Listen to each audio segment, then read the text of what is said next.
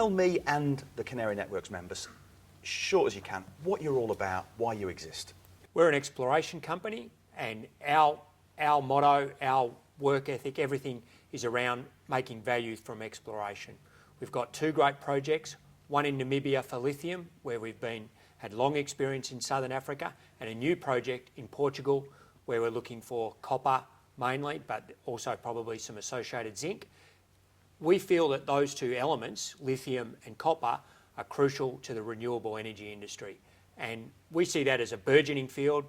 It's a global change that's happening in the world at the moment, and we think those two elements will be in significant demand for many years to come. So it's interesting, reading the papers and articles that you've put out there, obviously everybody knows about lithium and its relationship to renewables, but you make the comment that copper's this sort of forgotten renewable. Tell me a bit about that. Why is it forgotten and why is it so important in the renewable Absolutely. space? Well, the renewable is all about electricity, and copper has the best metallic properties for conducting electricity. So when people talk about renewables, they often talk about solar, they often talk about wind power.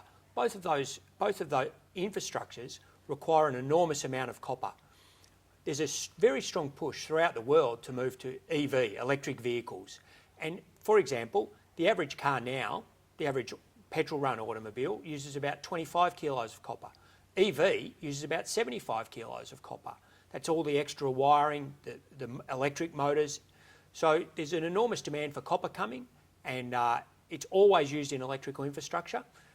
So that's great. I mean, renewables on the horizons. Tell me a bit more about the two core assets you've got, Portugal and Namibia, why they're great, and how on earth did you get hold of them? The lithium assets in Namibia came through a worldwide research asset. We identified previous past production. We couldn't do a deal on that particular piece of ground, but we knew that that would occur in a broader zone. So we've identified ground all around that past production, and we've made applications and we've done joint ventures to get into that ground. The Portugal copper opportunity came through a connection through Namibia. It was shown to us and we thought it was a very exciting piece of ground in Portugal, the Iberian Pyrite Belt, one of the world's most famous copper mining districts. Home of historic mines like Rio Tinto, mining since Roman times. We can't wait to get there. So diving into sort of what's really happening now, tell me about current milestones, current achievements, and what's happening over the next 12 months with those two core assets. In Portugal, we start drilling within the next 2 weeks, and that generates constant news flow. We're immediately along strike from one of the world's great mines, Neves-Corvo, and our drilling targets are defined, and drilling generates constant news flow. In Namibia, we're at that stage where we've made applications for ground. We're waiting on government approvals. That typically takes several months, and we're waiting on the government to get back to us now so that we can start our real process. So Andrew, one of the things that investors always ask is how much cash have you got at hand and how long will that last you through to those key investor milestones? We have $8 million in the bank, and that's more than enough to conduct a year's exploration, so we don't see a capital event on the horizon for at least another year yet.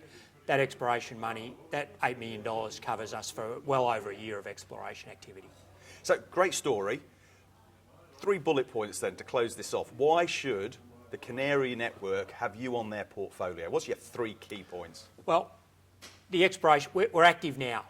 We're drilling now. We will be drilling within the next 2 weeks, and that program goes for over a year. So there's constant news flow from drilling.